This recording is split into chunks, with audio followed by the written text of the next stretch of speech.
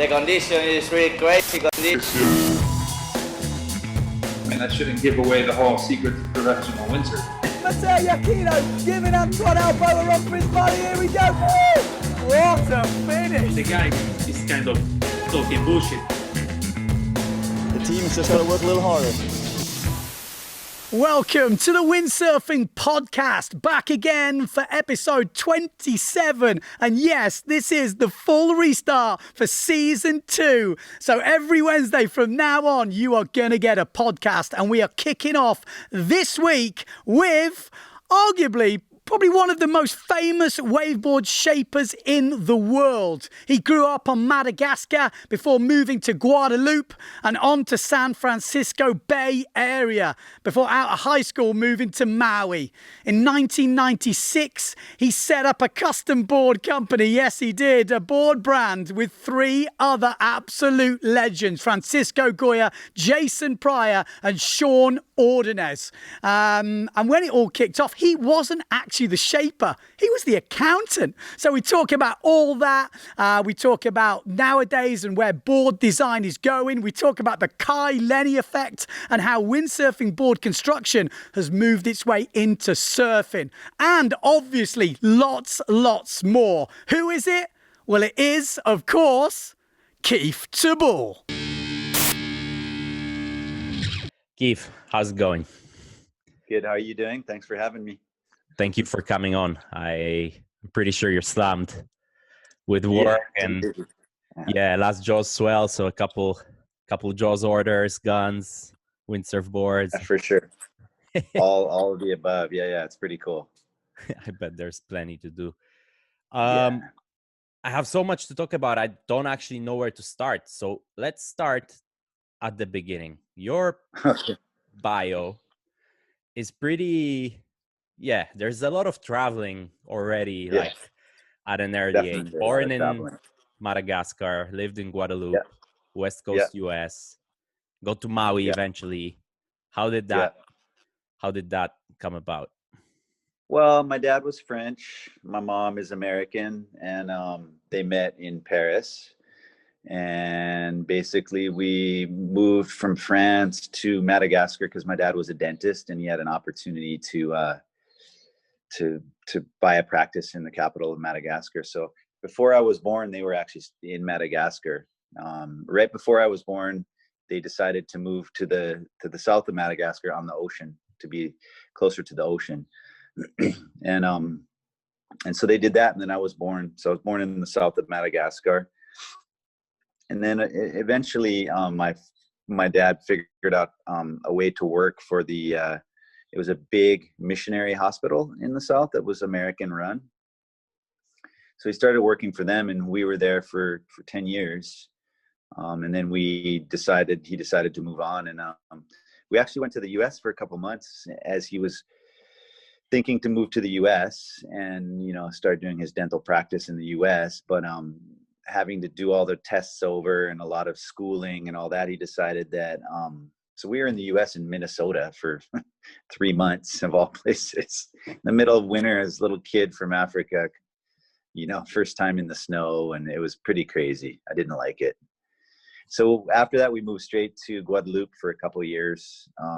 Yet another opportunity to get a dental practice there in Guadeloupe. And so that's where I learned to windsurf. And, before in Madagascar, I was diving and swimming and, body surfing as a kid, but nothing board related. And my older brother got into windsurfing there and, that's where I learned. So I think that's where I first got bit with the windsurfing bug. Yeah. So then you kind of, was it like a conscious thing? Like, okay, I want to windsurf. Let's get to Maui. No, it wasn't. Not by then. I mean, we moved to California. I was in high school we moved to the Bay Area, San Francisco, and I was still windsurfing and I'd go to the lake every weekend and windsurf. And then I would say it started seeing Maui as a place to go windsurf that I would always want to go. And my mom was a travel agent at that point, and she was able to get us over to Hawaii one summer. And, after that, I would, and she actually considered moving to Maui for me to windsurf, but the schools were so challenging. It was pretty tough, not that great at that time, and so for us to move to Southern California instead, to San Diego, which is great. It was a great experience. I went to high school there. I learned to surf. I guess I was 13 when I started surfing. And so I'm thankful for that experience in San Diego, and I had a good time. I had surf PE. So in the morning I'd go surf for 2 hours, and so it was a really cool upbringing, and I got a little bit of the surf culture in my blood. And I actually started watching a friend that I met, a shaper. I started watching him shape. After school every day, I'd go and watch him, and he made me a few windsurf boards. And so I think that was really the start of when I was watching shaping. I didn't sit there and go, oh, I'm going to shape boards. I never had that thought, really. Yeah, but there was something. There was something there. I like looking at the lines and seeing where the bumps were, and whatever I got out of it. And then basically right out of high school, I moved to Maui. I was going to move to Santa Cruz and go to junior college. I wasn't a great student. Go to junior college and windsurf in Santa Cruz up in Northern California. And the summer before I was meant to leave, I took a trip to Baja and met someone who offered me a job in Maui. And so I decided that, I'm going to go to Maui. So it was a big, right-hand turn across the Pacific. Yeah. And yeah, so I just moved over here not knowing anybody. And, first couple months was definitely a bit challenging finding the right people. And then just started doing construction on houses for about 1.5 years, and windsurfing, and just, starting to make a life for myself. Yeah. How was Maui? How was the scene when you got there? Because everybody has, a story.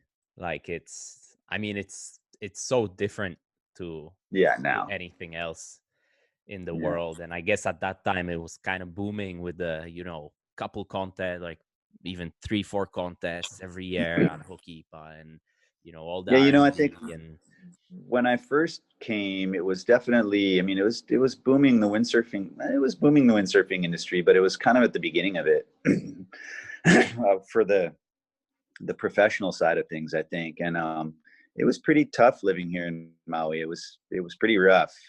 It wasn't all peachy keen, nice people. You had to watch yourself, be careful. You don't walk around Paia at night, and being a windsurfer didn't help that, did it? No, it didn't help that. So, but as things developed and I started working for high tech, then definitely things have changed. And Maui's definitely been the mecca for windsurfing and the industry and development and all that. And after about 2 years, I started working for high tech surf sports over here, and so that was really key in that I was much closer to the industry as far as the boards, and I started getting boards from high tech, and just I was ordering surfboards and skateboards for the shop, and so it was it was a pretty natural transition. Yeah. So fast forward, sorry if I skip on something kind of no problem relevant or whatever, but yeah, no fast problem. Forward quite a few years, I guess, like 96, if my history is correct. You team up with Jason Pryor, Francisco, Sean Ordonez, and you guys start Quattro. And a couple of things there. Like, was there a vision straight away? Like, okay, we're gonna make, like, did you see this niche?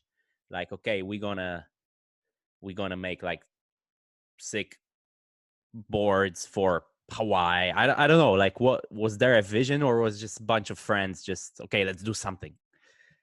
Yeah, I don't think there was a vision specifically that we had. like we're going to do this and it's going to grow and we're going to become a production company and so on and so on. I think we just wanted to make great boards and kind of see where it went and try and make a business of it. And that's kind of what happened, and it slowly just evolved. There was no mission statement, nothing. And I think that's probably why, as a business, we weren't really going anywhere with 4 people as a part of it. It's hard being 4 owners or 4 people who have an opinion and trying to run a business that's really not making much money. But we had passion and we made some great boards and we had a lot of fun. So, there was something pretty cool to it. What would you say in those days? Because from what I understand, I wasn't around. I understand that the drop off between production boards or actually the drop off between custom boards that you guys were making there pretty much in a shed, to the production boards or whatever the European shapers were managed to come up with was huge. Yeah. Right. I mean, Francisco using Quattro shapes. Yeah. Fully through his world title run and all that. I mean, it's pretty unheard of today. I mean, it's there somewhere for Hokipa or whatever. We're gonna get to that, but it seems like it was a huge difference. Yeah, I think with what we were making was much more personalized, and I think it's a good question. What the production boards at that time they were making them for was, they were selling a shit ton of them too, a lot of them. So there was a lot of people buying boards, and what we were making was much more Hokipa oriented and much more personalized to people, to your needs. And I think that's what, helped us grow and gave us a kind of a foot up and an attraction to people to want to buy, from the, we were adamant about doing custom graphics and all this custom stuff that we were kind of bringing back in. Because I think originally people would get custom boards a long time ago. But I think we sort of helped bring that. Well, we didn't bring it back. We just added another level because, Angulo was doing it. High Tech was doing it. Sailboards Maui was doing it. Doug Hunt was doing it. So it was available, but I think we were just the newer crew, looking for different needs, trying to bring something a little bit more graphic-y and kind of cutting edge. I think that's what differentiated us. Yeah, kind of cool new kids. You thought enough prior all crazy and yeah. And I think there was room for that in the industry and how it was being seen or portrayed. So that helped. Yeah. And so in preparation for this, I watched Foreplay, which is on YouTube. Oh yeah, that's awesome. Absolutely sick. You guys are ripping so hard in that. It's awesome. That's really fun. Yeah. You say there you were actually the accountant at first. Yeah, I was. That's What's definitely not a good thing. Yeah. I had to kind of find a place that I could help when I was in the beginning of what we were doing. Not that I had any sort of idea what I was doing, and obviously we learned quick that I'm not the accountant type. There wasn't much going on, a few bills to pay here and there and money coming in and going out. So I took care of it for a while, but it just wasn't right. Yeah. So what I'm getting at, I guess, is like Sean is this already not accomplished, but he's a shaper. He's coming through as a shaper. Yeah, totally. And you're there and you haven't a knack, I guess, for these kind of things. And how's that dynamic? I mean, because for example, from that movie and from the communication that was out there, Sean was the shaper, So how was your road and your relationship? Was it a kind of, how did you come to where you are already? Well, I think, what was happening in the beginning was I was doing some of the money management, which wasn't much again, and ordering materials and kind of helping out at the factory side of things and learning how to build boards. That was kind of where I could help. And I felt like I needed to be doing something. I wasn't kind of on the level of windsurfing that those guys were yet, kind of getting there. I didn't have as much coverage, the bigger sponsors and so on. So that's where I put myself learning how to build boards and kind of helping to run the factory and just do things like that day to day. And then, basically, Sean is he's very good at what he does, and he's very technical and meticulous about things. So there was definitely a bit of tension because I'm a slow learner, and he's a perfectionist, and details are difficult for me. So, there was a little bit of tension there. Learning from him was difficult. I did learn things from him, learning how to build boards and all that. But for me, it's more the day-to-day, putting the time in, doing a repetitive thing that helps me to learn, to get to a point where then I can kind of go. So, it was definitely challenging, and there's 4 riders, me and Sean were the ones that were building the board. So we were very active all the time working, whereas Jason and Francisco were kind of off doing their thing, getting coverage. So, it wasn't a perfect scenario for things to work out. So, and, I think not pretty quick, but, 4 or 5 years into it, you kind of realize, okay, well, we got to get clear what our roles are so that this thing can either move forward or stop or whatever. So, that was definitely always there, and a bit of tension among us, because everybody has their ideas. And when you really get into a business, it's work. It's a lot of freaking work, and it's amazing, but it's a lot of work. And sounds great, doesn't it? Let's start a windsurf brand, but then we're gonna sell a bunch of boards. It's gonna be easy. There's so much more to it than that. It's awesome though. I've learned so much. So, I'd say a couple, 2, 3, 4 years into it, maybe 2 years into it, Sean was going to Japan for 2 months to go shape. And basically he didn't have time to shape my boards before he left. And so when he left, I'm like, well, I'm just going to shape myself a couple boards because I need boards and I want to do this. So that's really what started me shaping. I have to thank him for starting me shaping.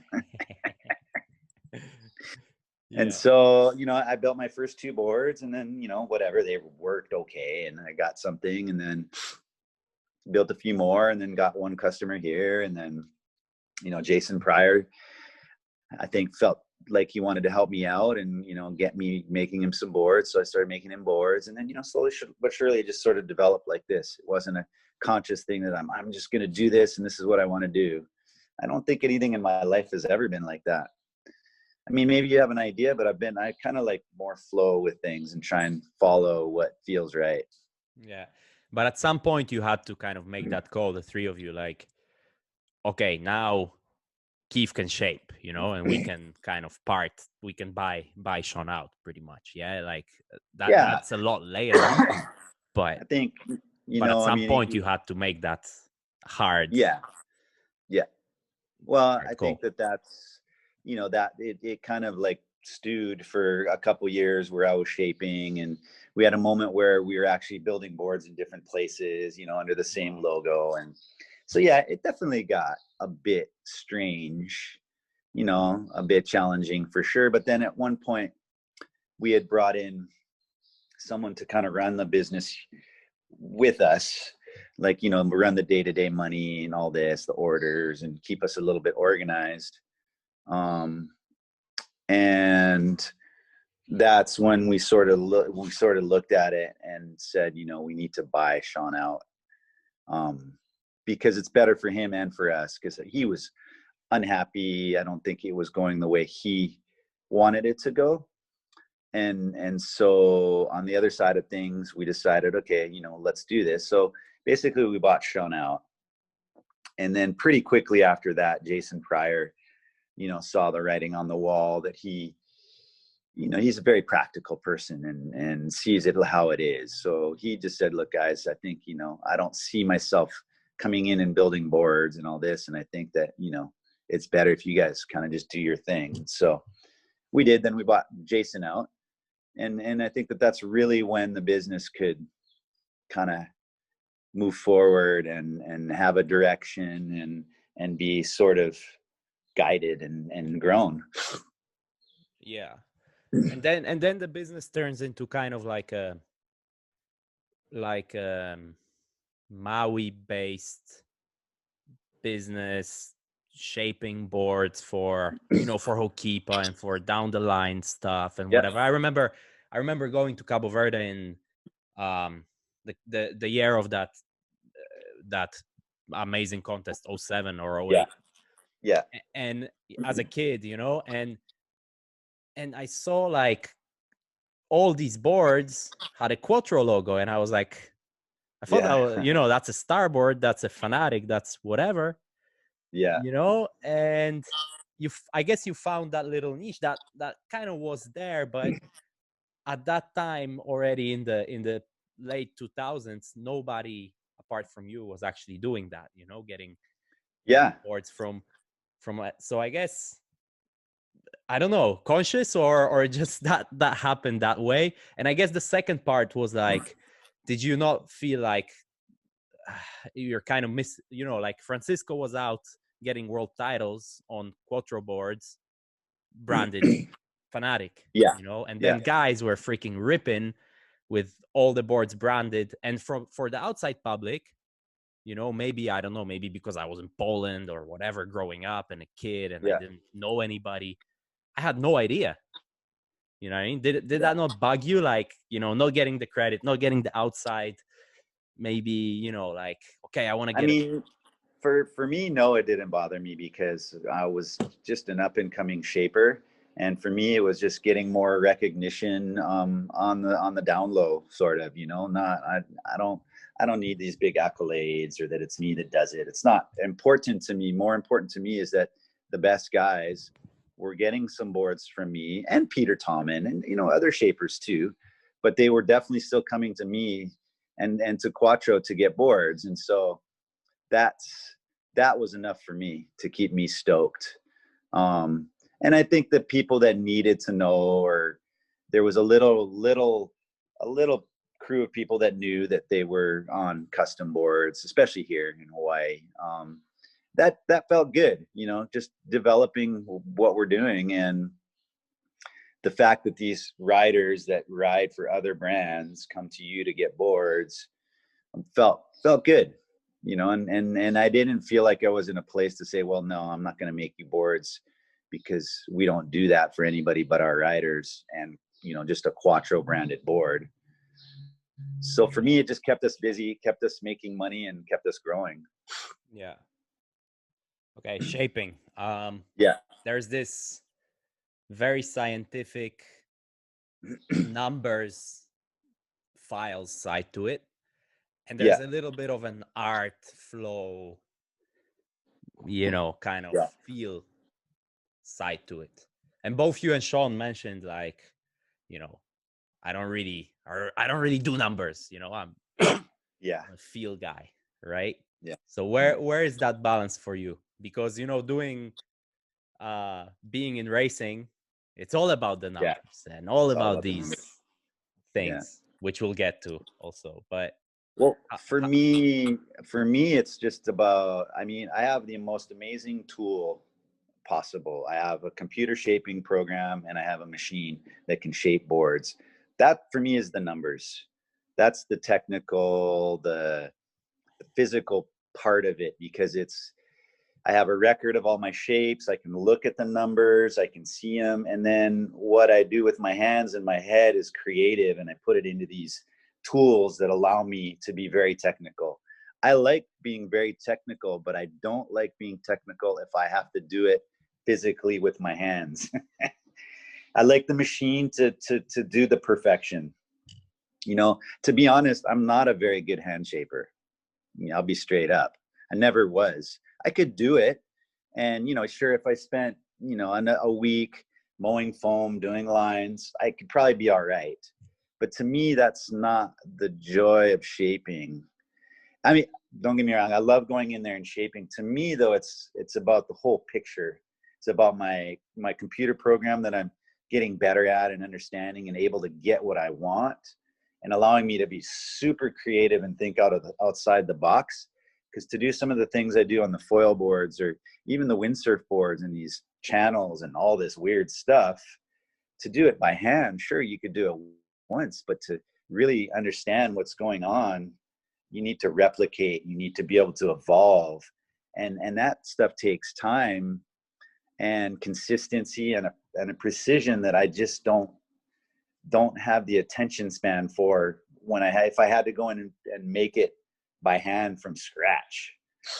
So for me, the tools that I have, the guys that are working with me, the way we build the boards, that's, 80% of it. The other 20% is my creativity, the time that I'm going and riding my bike and thinking about a new shape, or that something just comes to me, or, something I'm working on with the rider, I'd love my tools that I have. Give me 10 seconds. I need to freaking plug this thing in. Sorry. No problem.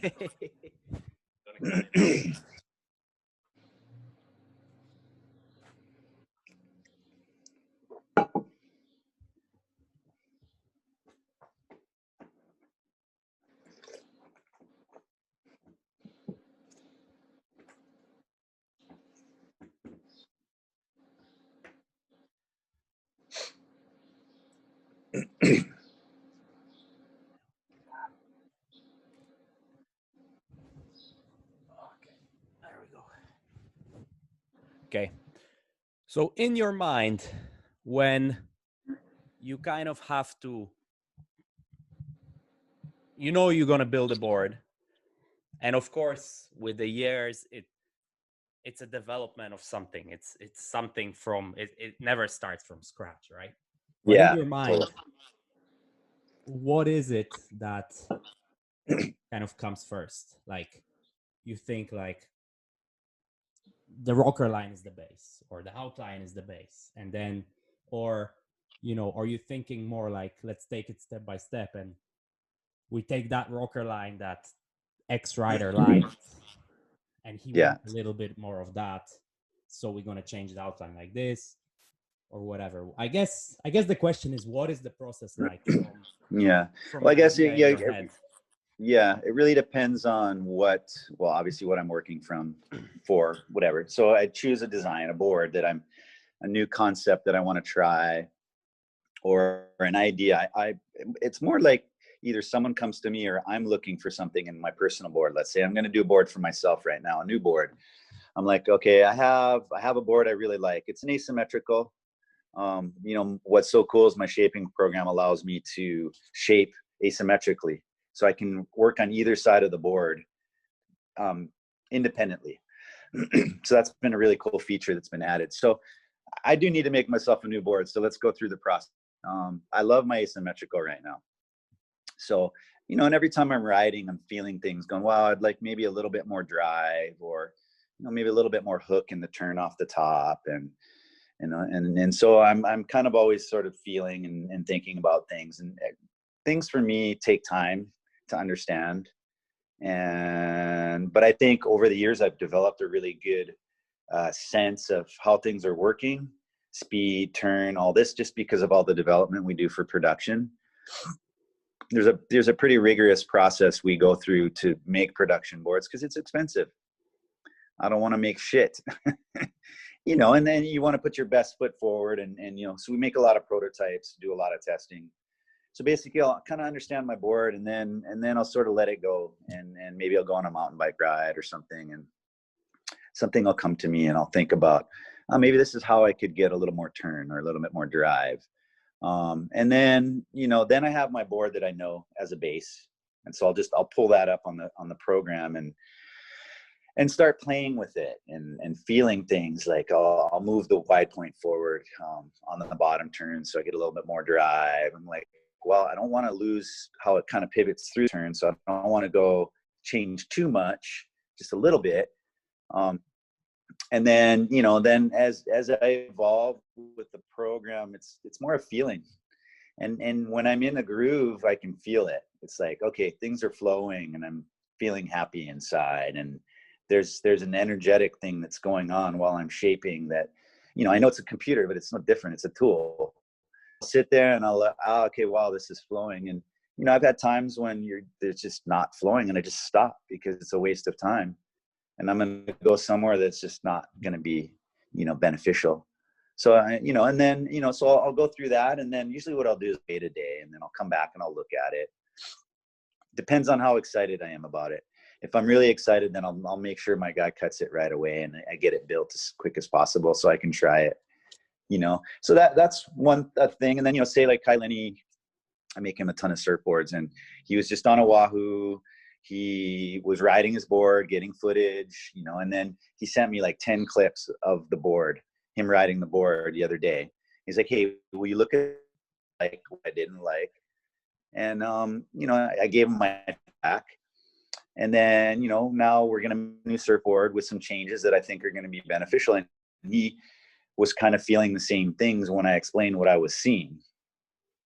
So that, you know, so there's that kind of thing that also will help a current design that he has. So I can take that board and then I'll make some small changes to it to, you know, make it work a little bit differently from what I was seeing from the footage. So I don't know if that was a tangent, but yeah. So when you describe the board for yourself, yeah, it sounded really artistic. Yeah. And then when you described the thing for Kai, it sounded quite a bit more scientific, let's say. So I think there is something to be said about that, you know, fine little balance, you know. But for sure, there's a balance. Yeah, you know, you testing your own stuff and riding at a very high level. Gift or a curse? Because everybody will think it. Yeah, it's both for sure, because, you know, when I'm riding, there's always testing to be done. You know, where's the fins going to be, you know, trying different fins, moving them, you know. So when I get a new board, I go out, I ride it, and then I start playing with stuff because I want to see where I can go to make it feel different ways.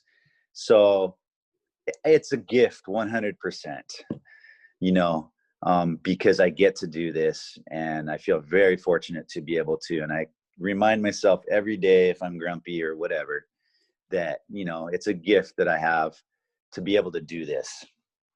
So, you know, and then, you know, as being who I am, it's important that I understand what's going on and be able to relay that to people who are looking for a new set of fins, or, you know, where I'm putting my boxes or whatever it might be that I'm feeling and needing to adjust.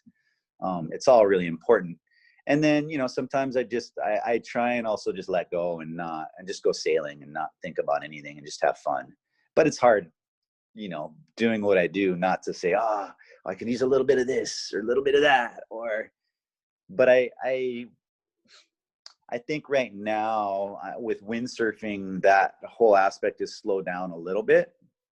I'm really happy with what I have, and I'm just becoming a little more accepting of things and not trying to just push as much. And I'm pushing more through the riders, you know, getting Browsinho what he needs, getting Levi what he needs, getting Camille what he needs, and trying to really get those relationships stronger and more understanding of what they need, to get that communication really clear. For myself, it's in the I mean, I have an amazing board, but I haven't made myself a new board in probably 8 months, which is a long time for me.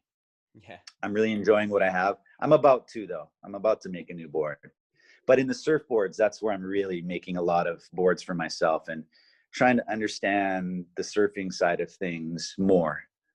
So you said why it's a gift that you're able to test the stuff on your own. Yeah, totally. Why is it a curse? I mean, my suspicion would be sometimes guys feel certain things differently or have such different riding styles, even like Levi to Browsinho, or these guys to you, or Camille is so much lighter, you know, yeah. or any of the guys you're shaping from maybe other brands, you know. Is that something that the communication, that maybe something you feel might not be what they're feeling, and, you know, if you weren't riding, you would just go along with them? Or well, I think, you know, I think that's actually a good thing, is that because it develops your communication with these riders, and that's what I do, is try and understand what their needs are and try and get them. I think for me, the curse of it all is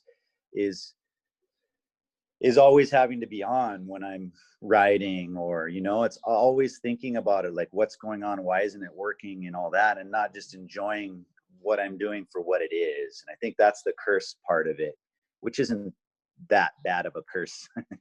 But, you know, some days you just don't want to test, or just don't want to think about things, and you have to go test because a deadline is there or whatever. So I think that's the more cursey part of it, is always having to be on and thinking about riding and what it's doing, or, you know, looking at the beach. And, you know, let's say I was watching Kai kite yesterday, and on the big ones, the board didn't look good. On the small ones, it looked good. So you get this kind of like, okay, I got to work on things feeling, and that can be a little bit of a bummer, but that's also the things that push you to make the boards better and understand. I think it goes back to, well, just having the program really helps me have a history of things, and have a base, and have a chronological sort of movement through shapes that then I can better understand what's going on, because I can see the changes I made, and I can just follow the evolution. So that helps it make it more of a, you know, with going back to the riders and how everybody's so different.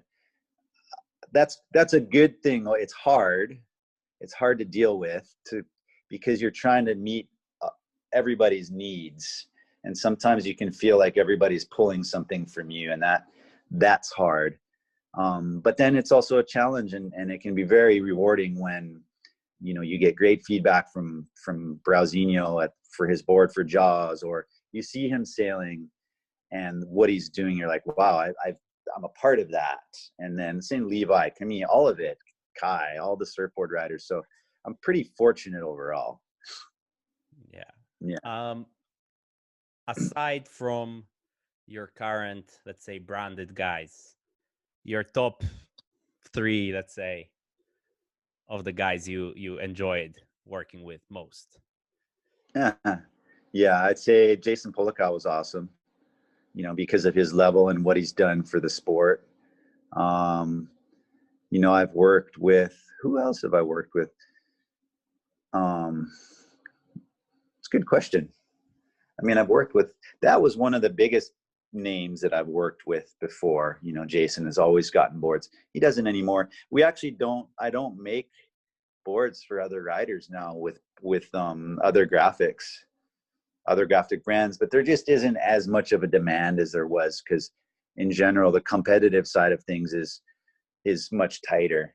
You know, I've worked with Ricardo Campello a lot. He's awesome. He's fun.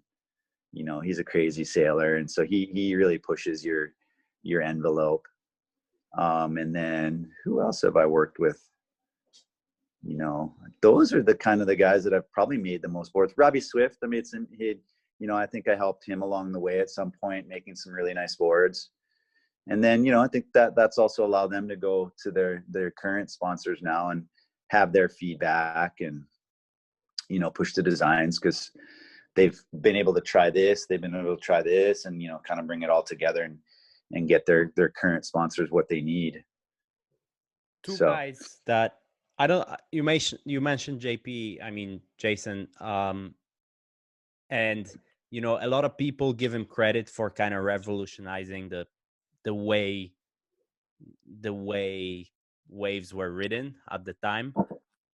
And then another guy that comes to my mind that actually worked with you is Kauli, which somehow doesn't get all that much credit, even though, you know, like, he was the first to push for multi-fins. And I don't know if he was the first, but he was the first to show up at a contest and these short boards and stuff like that. Like, how would you compare? I don't know which period also and what boards you made for Jason and whatnot, but I forgot I worked with Kauli, but yeah, that was an exceptional thing for me. And I think that also helped me get more on the map. You know, Jason was definitely more, in windsurfing, he definitely changed wave sailing and what's possible and where it was going, bringing these more surfboard oriented shapes. Even though they were single fins, the outlines were much more surfy oriented. even though in the past guys had been riding short multi-fin boards, but I just don't think that they were working well enough to bring the level of wave sailing to another place. So I think he really changed the direction of wave sailing, and then, you know, gave a base for all the different shapers to work. But I think that we, as a brand and as a shaper and working with Kaoli, we really started the multi-fin reintroduction. And that was, you know, that twin fins that I made for Kaoli that he did really well in Cape Verde, and basically started taking a more surfing lines approach. And so I feel pretty stoked to have been a part of that, you know. And then the twin fins evolved, got better and better, and everybody was doing production twin fins. And then we're like, oh wow, why don't we move to a quad? And that's when we moved to a quad. And then, you know, just naturally that brought back the thruster, the 3-fin. So yeah, I'd say we had a huge part in bringing back multi-fin boards. Yeah. But Kaoli, like some of his later stuff was like real crazy, trying different wingers and double wingers, Yeah, and channels and whatever. Is that him, like just not settling and like, okay, we tried this works, let's try that, let's try a freaking super like massive winger with a long tail and a fish swallow or whatever, you know, like. I think he's just looking for a different feel and a different line on the wave. And so he was pushing the envelope as much as he could, knowing what he knew, and just kind of thinking outside the box, which is great because that helped originally to get, you know, people more open to twin fins and quads and thrusters, which are a mainstay now of what we do. I mean, twins, not so much, but so I think he just had an open mind and an openness to have a different line, even though traditionally, in general, people like that, it's harder for them to do well because there's this kind of traditional thinking that you kind of got to break out of, and then, you know, then people see what you're doing, like, whoa, okay, then you can kind of shift that way. And I can say that I've been a little bit traditionalist thinking in my shaping. I didn't think too outside the box, kind of like maybe a little scared to go too nuts. But I think working with Kaoli and having my own business in shaping and then working with people like Lenny, who's very open to design and trying anything. And then, you know, foiling has really brought in a whole element of doing very different shapes. And so that's really helped me in the last 4 years to really just open my mind and start thinking outside the box, which is cool. And having a business where I can do what I want, you know, if I want to make a prototype, I can. That's really allowed me to think outside the box. So how many times one of these guys, be it Kaoli, Kai, one of the, let's say, you know, more open-minded guys, come and say like, Keith, look, let's try this, and you're like, fuck no, this is not gonna work, or yeah, whatever, you know? Does that even happen, you know, with, like you say, you're generally, you know, about clean lines and traditional sort of shapes, you know? It does happen, and it's kind of naturally happened throughout my career, I guess. You know, I say Kaoli was probably the first one that we thought outside the box and did this twin fin. And as I've matured and gotten older, and just I realized that these things are really actually really important and a great part of developing directions of lines and boards and bringing different lines to the table. And, you know, and then again, Kai has been, you know, a huge part of development now for me. You know, Levi Browne does the world tour, so he doesn't like to go too nuts. We like to keep it pretty straight, you know, knowing that the boards are going to work, that he can compete, and he can feel confident that he just jumps on it and he knows it. So we do some stuff, but it tends to be pretty not too crazy because he likes that steady feel. Levi, now that he doesn't compete much, is much more open to stuff. Camille in general likes to feel certain things and doesn't like to go too far outside the box. You know, Kai is completely open and brings me crazy ideas, and I throw crazy ideas at him, and then we kind of try and find a middle ground. So, and I think that's why what appeals to people like Browsinho and Levi or Camille, because they can get what they need from us in a way that makes them feel comfortable. Browsinho, the steady, consistent, Kai, the crazy stuff, and we're able to build it and whatever, you know, Levi can do a little bit of both. So, but I mean, if there's a really crazy idea that comes to me, I don't just latch on, you know, I look at it, I think about it. I kind of think about what I think about it is going to work well. And then I try and integrate it into the shape that we're doing in a way that's not too crazy, so that we get something that will have some benefit, but not maybe bring it in a whole weird direction. So, Yeah. you know, yeah. So if money was no object, Yeah. how many boards, let's say windsurf boards, because they're a little bit harder to build, let's say, or a little bit more Yeah. to build, would you make your riders a year? You know, like you hear like surfers go through, you know, 200 or something. 150, 200, Yeah. whatever, Yeah. you know, and just choose the magic one. Like how much, let's say you have unlimited budget and you have people to laminate it. Yeah. Because Okay. that's also a big, Yeah. you know. I mean, you know, I like to also not be wasteful these days. So that's always a concern. But, you know, if that's not even a concern, I'd probably do, I'd say 40 to 50 for Browsinho for him. You know, I think that's a reasonable amount to really get amazing stuff. But the amount of energy and time that takes it's a lot, you know, and that, again, going back to the program, it's a great thing to have because it really sets the standard, and I can really look at what I'm doing. But, you know, building windsurf boards, you know, from what I design on the computer to what you get in the end is always going to be a little different. It's very difficult to have the exact same thing. And if I had anything that I would like in life or with what we do, not life, but we do with the business and shapes, I'd really like to find a way to make windsurf boards more like a surfboard, where it just gets shaped, and then I shape it and it gets glassed. That, and a board that's strong, light, and, you know, so I'm working on that. And I mean, myself, I don't ride sandwich boards because I don't jump. So I ride 2-pound, like the same foam I use for my surfboards, the EPS surfboards. And I just laminate with different carbons and stuff like that. And they're great for me. So then you get exactly what you see in the program. Then I get exactly what I see. And most of the prototyping that we do for production, I do it this way because it's more precise. Yeah, let's try to, because you said something that maybe for the larger audience might be a little bit, you know, tricky, because it makes you sound maybe like, I don't know, that whatever, that there's a mistake in the process. But no, is it just because the CNC shapes it with, you know, steps and then you need to finish it, or is it the vacuum bag? Is it, you know, everything a little bit, finishing, laminating?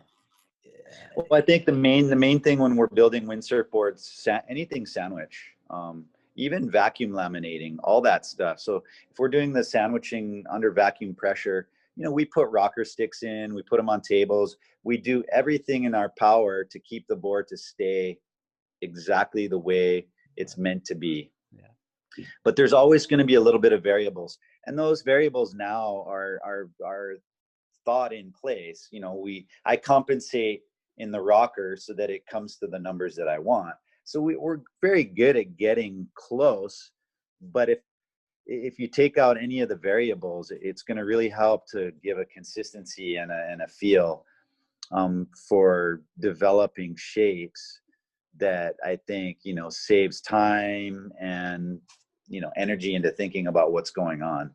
So, I mean, our process is amazing, the vacuuming, but there's lots of things that happen. You know, if I have a crazy bottom, you know, the vacuuming and putting a 6 mil bottom on this crazy bottom shape is going to soften everything. So there's just lots of things that happen when you vacuum that aren't bad. They're just a part of vacuuming and building the boards the way they are. So if I do it in a foam that just holds the shape and I don't have to do anything except just take the bumps off or the ridges, then I know that what I'm designing on the computer is what I'm riding. And so my connection to the shape and what's going on is a bit closer. Yeah. Yeah. But I haven't found the materials yet to do something that I could offer to the customer that's not going to have issues like buckling and that's why in the past we went away from that, because the boards were breaking easier. So that's so nice about the vacuum and the sandwich technologies. It's so strong and light. It's amazing. Yeah. So. Yeah. Why do you think a Hokipa board, or why do actually you don't think is so different? And generally, you're gonna feel great at it, and then you're gonna go somewhere else, and it's gonna kind of suck. And Yeah.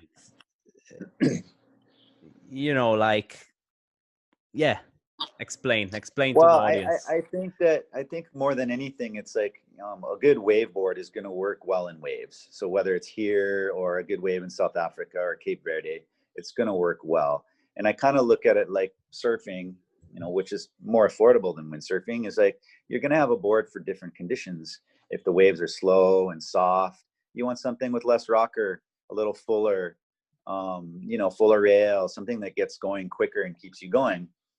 Windsurfing's the same. So, a board that is meant to fit in a wave and that has curve, you want to have it so that it fits in the wave. Because if something's straight, it's not going to fit in the wave, the curve of the wave. So you're looking for something to be able to drive, pivot, generate speed, finish turns. So, it can be very complicated or very simple, like, working on the outline, the size of the rail, how quick it foils. So there's all these parameters that come into a board that's more for onshore or for waves. So I don't know if I answered the question, but in general, a wave board is going to have more curve to fit the curve of a wave and the fact that you're turning all the time. And you're not looking to generate speed from the board so much as you are from the wave. So whereas when it's onshore or flat water, you need to generate speed from the board, and then the energy of the sail is pulling you forward and that it's slippery. Whereas a wave, you're generating, at least I like to generate most of my energy from the wave itself and use the energy and the speed of the wave to dictate how you turn. Because that to me is wave sailing. I generally ride a little bit more volume and a much smaller sail. Like right now I'm using a 4.0 exclusively on the lightest and windiest days. I might go to a 3.7 if it's really windy, and I ride on an 80-liter board. And so you're probably like 70 something kilo. 75 kilo, 74. So I can't just having a 4.2, I might use a 4.2 occasionally, but if I can't use my 4.0 and putt out and get waves, I'll be surfing. Yeah. So it's, so I kind of like to use the energy of the wave much more in that. Yeah. And then you start slowing down to the speed of the wave. And that's when you start really getting a rhythm and feeling in, the wave. Did it get closer? Did it get closer over the years with multi-fin now that you're able to use flatter-ish rockers because of, having multiple pivot points on the board? And and did it get closer? Like now, you're gonna take a normal board, and it's sort of gonna work. And back in the day, it didn't work at all. Yes, definitely. I think that was a good point that you make, that, shorter outlines, more parallel, the boards are more efficient for their volume. You can also ride more volume and straighter rockers because of the lengths and the outlines and the multi-fin. So that's a great point, that you can ride more volume and straighter rockers because everything's working better in these shorter lengths. And so boards do cross over much more, but we always have like a dedicated sort of Hokipa shape that's not going to be as fast. And but you're going to get these turns that are different than something that's a little bit straighter, push more with the back foot, whatever, more finishing, easier. But if you're looking to really blast around, do big jumps and still get some action, then you definitely want to ride something a little straighter. But the crossover is much more. You're right. Your tail will not go on every turn, and because all these things about custom boards and Hokipa boards and all that, to a normal windsurfer in Europe or in Japan or whatever, is a little bit mythical, let's say. There's a little bit of unknown around all these designs and whatever. What's like the biggest misconception you keep hearing over and over again from customers and emails, whatever? Well, I think that at Quattro people have this image of us as like a pure wave brand, and that's just not true. I mean, we are 100%, but I mean, I work on race boards for Goya. I do freestyle boards for Goya. We have a free wave for Quattro. I have a quad for Quattro that's definitely faster and more onshore oriented. So I think that this making all these different kind of crafts only makes the wave boards better, everything. So I think that's probably the biggest misconception, that we're too wavy for people. Yeah. You mentioned like now you have Quattro, you have Goya, you have KT. It's all in kind of in-house in the same, but it's different brands. Do you sometimes like struggle to differentiate, like, okay, this is going to be that design that's going to go in production for Goya, and this is going to be, it's a quad, this is a quad as well, or, you can. Well, I think that we've gone to a 2-year cycle on our product, which is great. I think changing your product every year is a waste of money, and a waste of money for customers, junk for the environment. So I like to keep our product for 2 years. And so that kind of allows the designs to get better. But when I'm designing something, Francisco has a lot of feedback about the direction he wants the boards. And then with Quattro, it's a much more in my camp. So, but there's always going to be crossover. People want to go fast. They want to turn, so I think we're trying to get to the same place in a bit of a different way. And it really stays pretty true to Goya and pretty true to Quattro. I'm always going to want a little bit more back foot, a little bit more pivot, whereas Browsinho does most of the testing now for the Goya stuff, obviously in the waves. And then we have our guys for racing and so on. But so his knees are different. He's tall. He's a heavy sailor. He doesn't look heavy, but he is. And so he rides longer boards. He rides, he needs more drive. He's more upright.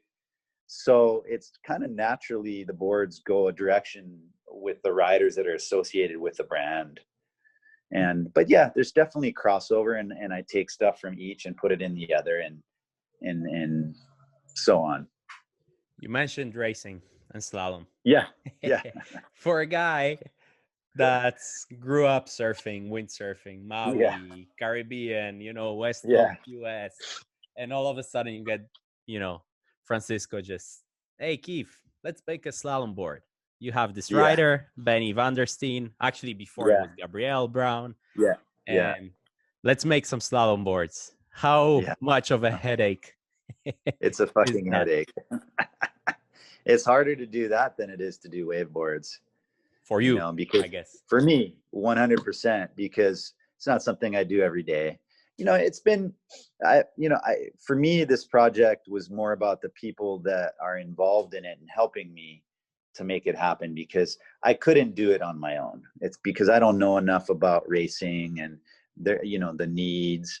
But I've had good people around me to sort of give me direction. And so I think what we're trying to do is bring the inspiration of what we do here and put it into the race boards. So, but it's very difficult. Did you end up with very turny, with like very... At first, at first, definitely the boards jived easier. There's certain things and they're not that fast. And so, as I learn and I get better at doing this, I understand that the millimeters really make a difference. So really for me, this project, I mean, as a brand and as a production brand for Goya, we decided that it was good that we expand a little bit and try and go into this other aspect of windsurfing that we aren't tapping into, and our distribution was asking for it. And so, you know, it's been a slow, steady thing. And I think the boards have gotten much better over the last 3 or 4 times. And I've gotten better at understanding what we need to put into them. And I think having the machine and having that base, working with the right people really helps. But it's work. For me, it's work. Yeah. It's really, really tough work. Yeah.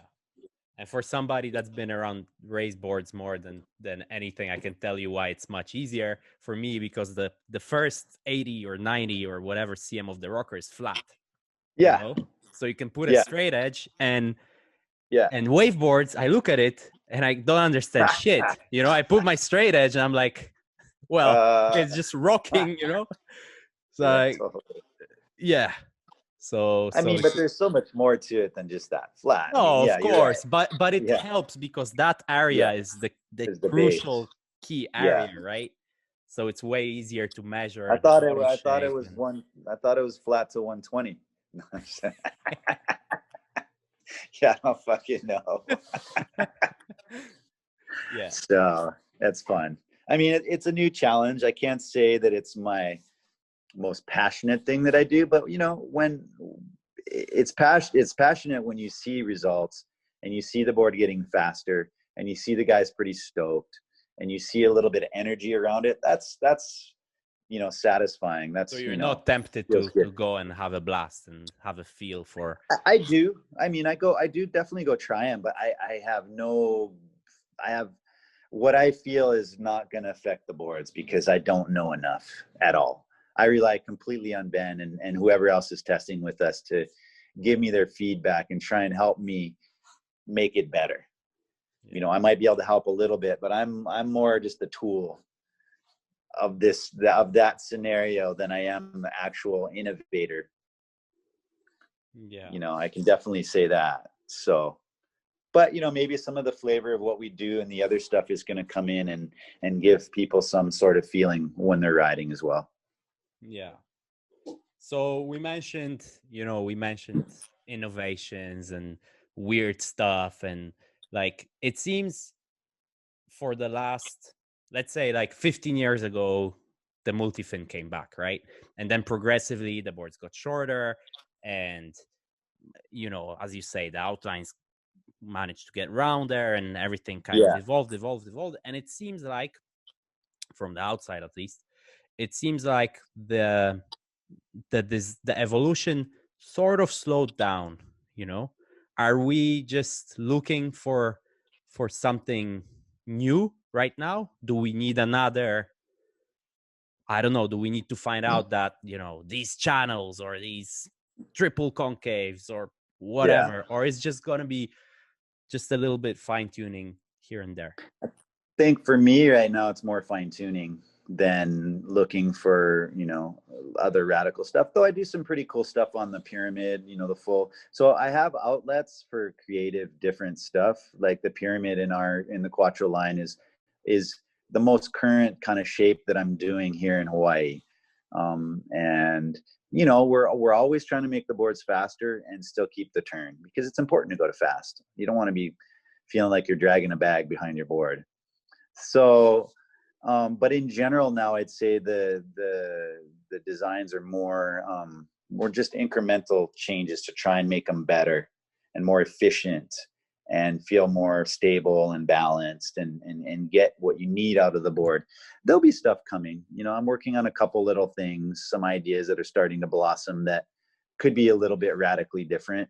But for now, I don't see anything. But again, I tend to be a more, you know, traditionalist, but I am opening up, you know, and, you know, creating production stuff. You can't go too nuts unless it's something that is extremely good and that works way better then you can take that chance. And we're getting to the point where we could do that more if we really believe in something. Yeah, like when you tried Kauli's multifin, did you straight away like, oh shit, you know, we're onto something here? Was that like instant? Well, I think it was pretty instant. And then seeing his result in Cape Verde, you know, and what he was doing on the wave, it was instantly apparent to everyone that it was better. You know, however everyone wanted to get there, but the concept worked. 2 fins, much shorter outlines, that whole thing. Yeah. Is it fair to say that, you know, it's easy to make a board that does like one thing really, really well, a type of turn or but it's really hard to make a board that ticks a lot of boxes, definitely, you know, at a competitive level? Is that?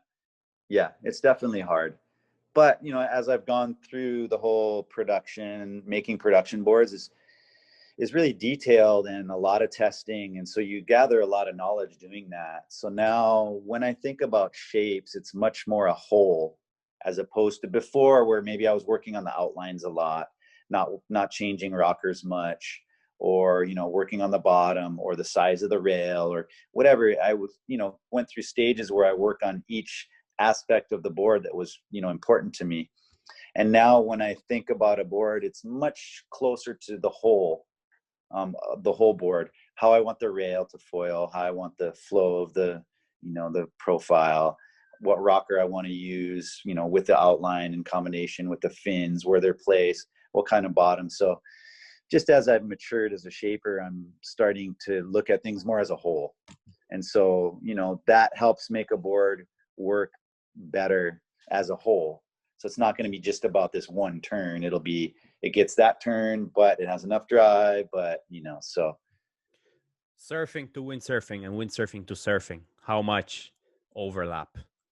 I think there's overlap in general concepts, outlines and what they do, rail thicknesses and what profiles, you know, and how you foil a rail, those things. I think in windsurfing, you can go from big to small quicker or more, whereas in surfing, it's more balanced. But general concepts are what I see working well. In general, you can't ride the rockers you ride surfing because they're too slow, because you're going at the speed of the wave surfing. So, but then let's say you go into big waves, you know, big wave tow boards, big wave paddle boards, they're much closer to a windsurfing than say a short board. Yeah. In the way you foil the rails, just different things. Yeah. Is it funny to you to see, like, from the outside, it looks like, you know, there was this whole, you guys as windsurfers in Hawaii, you were always the wind cooks, you were always this and that and whatever, and the third.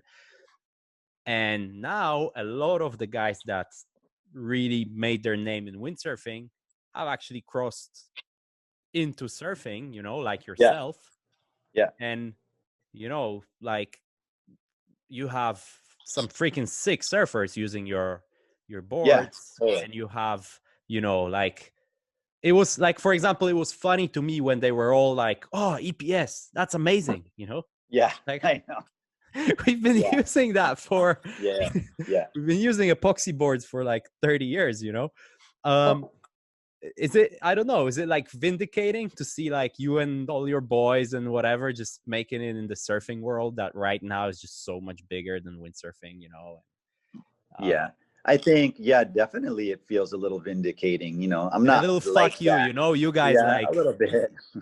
A little bit for sure. In a nice way for me. It's not like, oh yeah, see, but it is kind of like, okay, we did bring something to surfing from windsurfing and the vacuum technology and all that. I think really what shifted things originally was when Clark Foam went out of business, you know, the PU foam guys.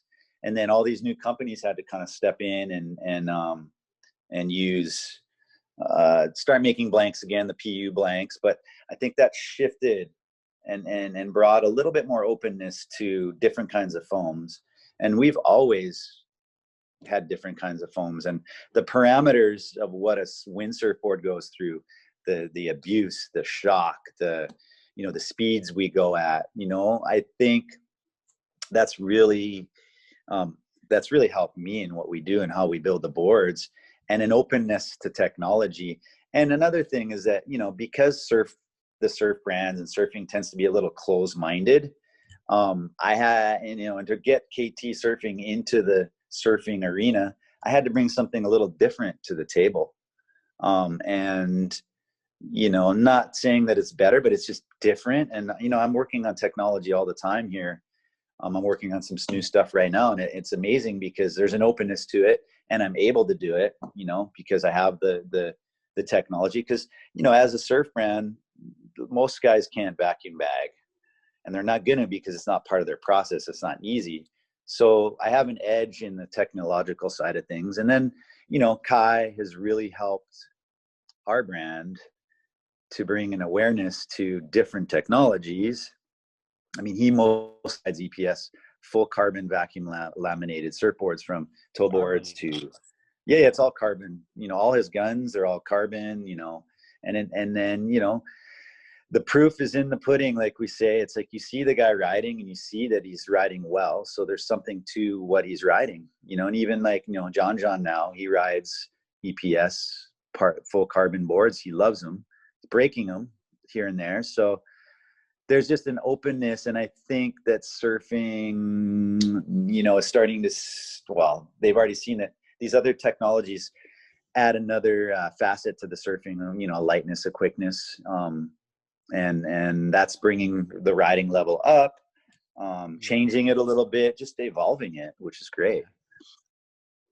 Yeah, I wonder if they're ever gonna say like, "Hey, we took that from windsurfing." I mean, They Kai do. does, but I hear it. I mean, even like some of the guys, I think it was Dan Mann, you know, he does a lot of stuff for Firewire. He's mentioned that, you know, hey, you know, this comes from windsurfing technology. And then, you know, now it's starting to get a little further away because it's getting accepted in surfing. So it's just going to become the mainstay. Yeah. But no, I feel fortunate that I've been able to like bring a little bit of that into surfing, at least for us. Yeah. So the Kai Lenny effect, you mentioned that. Like, yeah, you think your surf brand would have eventually kind of popped? I mean, it kind of did anyway, but like what is the Kai Lenny effect in terms of, you know, commercially, I guess, you know, like. Well, I think, yeah, I mean, working with Kai hits a huge demographic of people. Much, you know, he hits surfers, he hits foilers, he hits the business guy, whatever. His demographic of who he is accessing or showing his world to is much broader than a straight surfer. So for us, it's been great because we do all this kind of stuff. We windsurf, we tow surf, we foil, you know, we do windsurfing, we do the big wave, you know, so we have a broad type of shaping here. And so it really works for him and it really works for us. And it gives a credibility to what we do.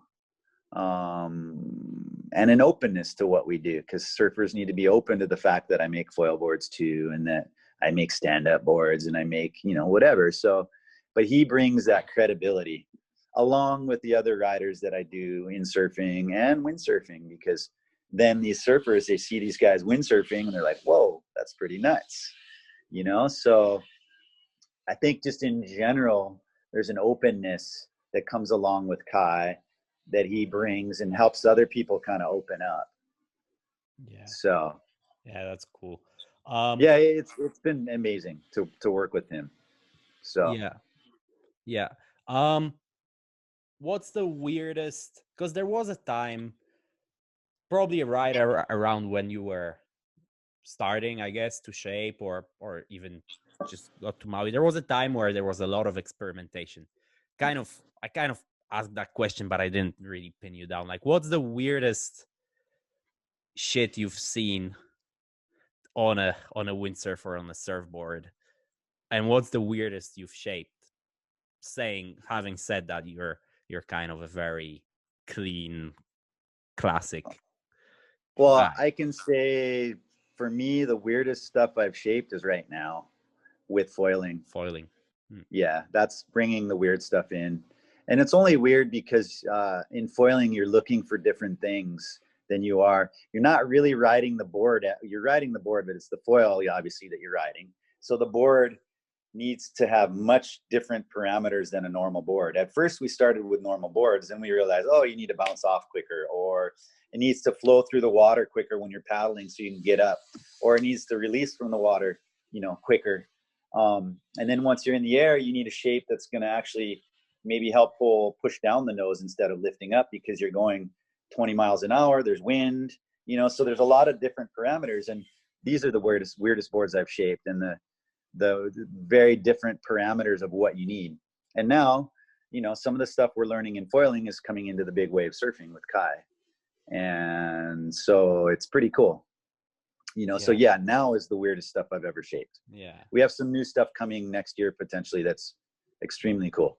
Yeah. And windsurfing, like gold ball, shark skin bottoms, and freaking quadruple concaves. And I think I've done channels, and that's not too weird, but I think the weirdest thing I'm doing now is kind of a concept. It's actually now with the bottom that I've developed from windsurfing. It's basically a single with double with like a V inside the single, whatever. And that's probably the weirdest bottom that I've done. And it's transmitting into the guns. It's transmitting into everything a little bit. So I think in the beginning, I was too scared to try weird stuff, because I just wanted to make sure that the business is developing. You don't want to, and that's just the way I am as a person. Some people relish that and they just try stuff outside the box, which is awesome. It just wasn't my approach. But now I feel like I have the credibility here, you could say, to just do it.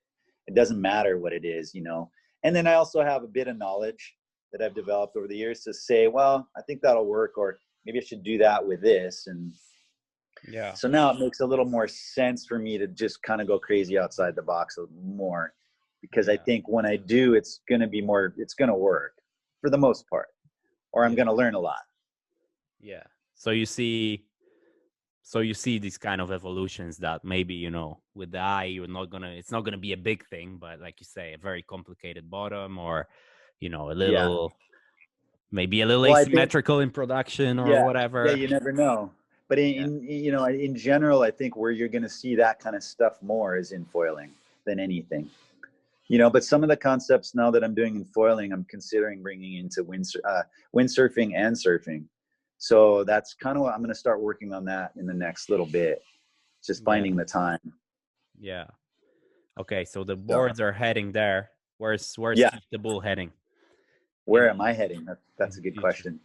I'd like to just develop this business more, have a little more time to focus just on design and not so much on the day-to-day stuff around the shop. But that's important now to keep it all going. And we have an office and a warehouse in Tarifa that Lalo Goya, he runs that. Maybe spending a little more time in Europe, developing the flatwater stuff somehow. Keep the wave and that doesn't sound very fun. Yeah. Well, I think that there's great testing in Tarifa, and it's important to be closer to the riders that we work with there and develop where it needs to be developed. So that's what I'd like to do more, is spend a little more time in Europe during, obviously spring, summertime, wave season here, do a little bit more traveling for surfing. I'd really like to develop the surfing and the foiling side of things more and more. There's a real excitement around that. So, and just keep up the good shapes in windsurfing, keep developing that. And I feel fortunate to be able to do what I do. It's amazing. And traveling, what's your bucket list to still? Bucket list. That's a good one. I have a friend, I'm really good friends with Martin Daly. He does Indies Trader Adventures. And I go to the Marshalls every year. I think this might be the first year that I've not gone in 12 years. I hope I can go. It's still closed right now, so I'm not sure. But he's also starting to do Solomon Islands. He's doing some other charters in different areas that are kind of unexplored. I'd like to do that with him, because it's amazing to surf new waves and just be away from everybody. I think most of my traveling is going to be more away from everybody. So in general, I like that. Bring a camera. but then you come back and it's not uncrowded anymore, I guess. And I actually have a 3-year-old now, so just spend more time with him and learn to surf with him again, and just have a good time, enjoy that part of things. Yeah. Your top 3 or maybe top 5. Give us your top 5 waves, because you've been around, you've traveled. I mean, for people that don't know, you've been pretty much. I mean, all the best point breaks. I mean, not. I've been around. I've been fortunate. You've been. Yeah.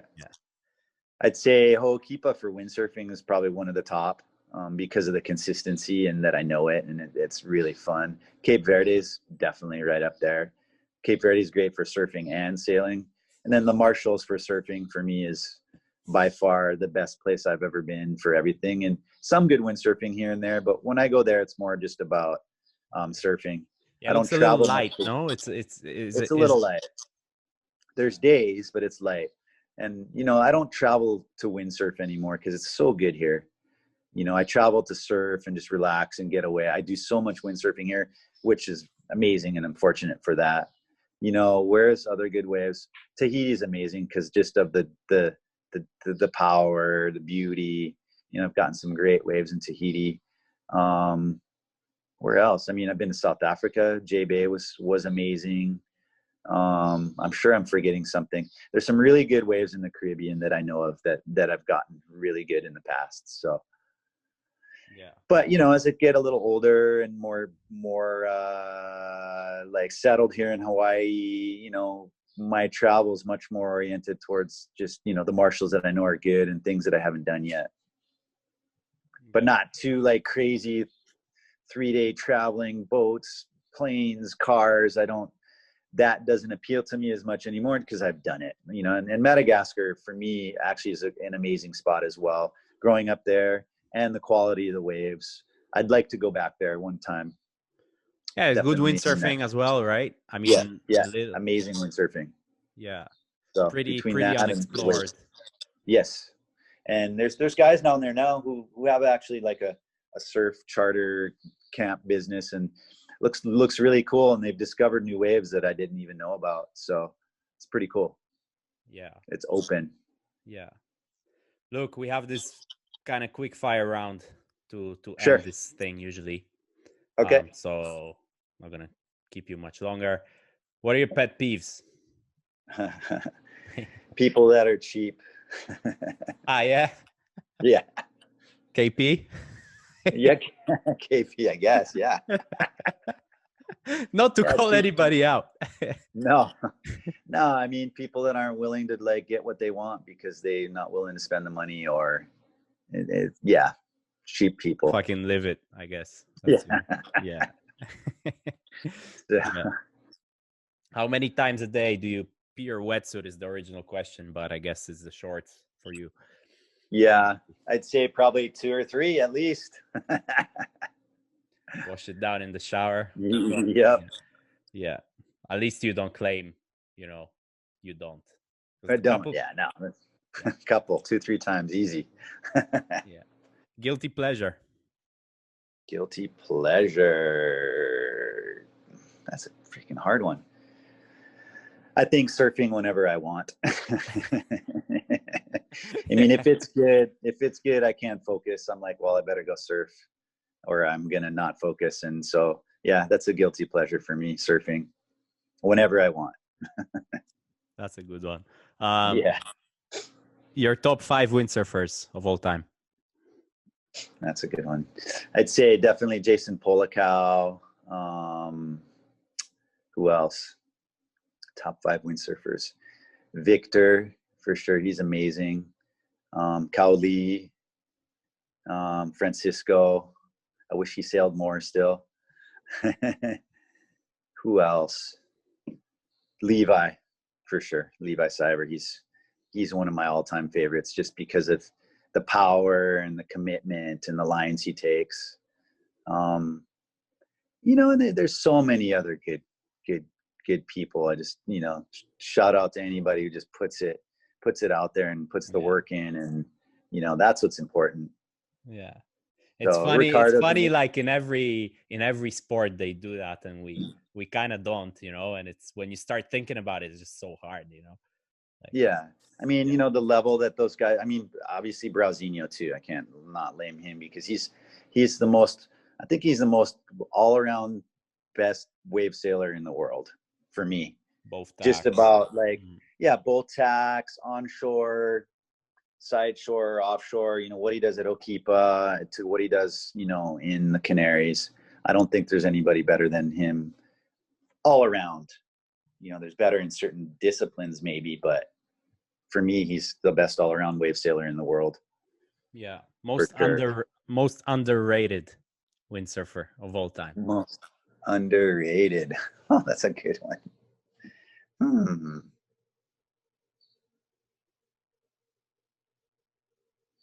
I mean, on an overall picture, maybe what's his name? Thomas Traversa. He's great overall. I mean, Lenny is underrated because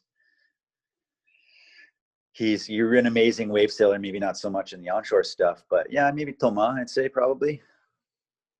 All right. Yeah, that's a hard one. You don't put yourself in there? Most underrated. Yeah, I never was a very good competitor. So I liked competing to a certain degree, but not, I like travel. I liked doing travel stories. I like being part of a vibe more than the stress of a competition. For me, it's not important to be number one or, hey, it feels great. Don't get me wrong. It's nice to win something, but I think the stress related around it for me wasn't worth it. Yeah. Yeah. Yeah. Foil freestyle, like windsurf foil freestyle. Yes or no? Fucking amazing. Yeah. I mean, at first I was like, no, but then I see what, you know, Baltz is not his name. What he's doing, fucking nuts. And then, you know, I think there's a credibility that's coming in with the winging, and the freestyle that's going on with the winging feeds the windsurfing freestyle. And it's amazing because I know what it takes to foil. And it, you know, it's a completely different thing that these guys that were doing freestyle are bringing into foiling. It's amazing. Yeah. Yeah. Super cool. Obstacles in slalom, in racing, yes or no?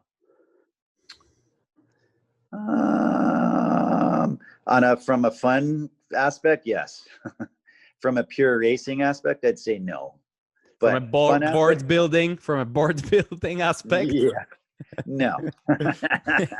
Gonna break that stuff. No, it'd be fun. Why not? Make it, you know, mix it up. Make it a little bit like a just show. One. Just one. Yeah. Just one. That moves. One spot you'd have to sail every day for the rest of your life, like or surf. I'd say Cape Verde, Punta Preta. That's one of the best. Okay. Worst check-in story of all time for you personally? For me, was in France, going to Madagascar with Air France or one of those airlines. I think it was Air France. And basically, they said they wouldn't check my gear in. And I was going down for a month, and it was going to cost, I don't know, a ridiculous amount of money. Or they said they would, but it was going to be, I don't know, $4,000 or $5,000. And I said, there's no way. So I had to organize with them to send it down cargo, and I don't know how it actually worked. And they sent it down cargo, and then I had to go pick it up in the capital, and it was a fucking nightmare. That was the worst. That was definitely the worst. Yeah. Yeah. You get $1 million in cash, and you need to spend it in 24 hours. What do you get? $1 million in cash. What would I get? I'd buy property and a house. Yeah. You know what Robbie said? Robbie said, like, I'd give half of it away because of charity and taxes, and like there was a tax thing, you know, there. Tax thing. Yeah. Yeah. Sure, always. There's always that angle, I guess, but no, I would buy myself a property and a house and kind of try and have something settled. Yeah. If you were a podcast listener and you were to listen to one of these windsurfing podcasts, who would you want to hear? That's a great question. Who would I want to hear? Jason Pryor is amazing. Should talk to Jason Pryor. He's got stories. He's articulate. He's fun. He talks shit. He's perfect for podcasts. I can hook you up with him, no problem. Yeah, I got his contact. He's coming. Yeah, you should. He's awesome. He said he's coming. He just doesn't know what Zoom is, but We'll get him See? sorted. We'll get He'll him figure sorted. it out. Yeah. Yeah, he's awesome. Yeah, Okay, Keith. definitely. Thanks so much for your time. Thank you, guys. Appreciate it. Busy day ahead, I guess. It's what is it? Yep, 8? straight. Yeah, Yeah, 8:40 straight. Maui. Yeah, straight to it. I got a few meetings and all the it was already windy, so it's probably going to be 4.0 and maybe 4 or 5 feet. So I'm going to get my work done so I can go windsurf. It's always 4:0 for you. Yeah, exactly. 4.0 and 80 liters. Okay. Cheers, Thanks man. so much. I really Appreciate appreciate it. Yeah, have a good one. Aloha. You too. Bye. So there you go. That was Keith Teboul, an interesting podcast to kick things off. Like I said, this is just the start. I think we've got Ross Williams next week and a whole host of other riders, shapers, and industry insiders coming. So if you do like that, don't forget to hit the subscribe button because they will be coming out every Wednesday. If you like the podcast and like what we do on Windsurfing TV and want to get entered into the free prize draws, well, you've got to support the channel. If you support the channel, we have all your details and then we can be entering you into the prize draws. We've given away sales and all sorts of amazing prizes. So you do get a little bit of a bonus for supporting the channel and you get to keep these videos coming. So it's all good. Give us a thumbs up like if you liked it and we'll see you for the next one.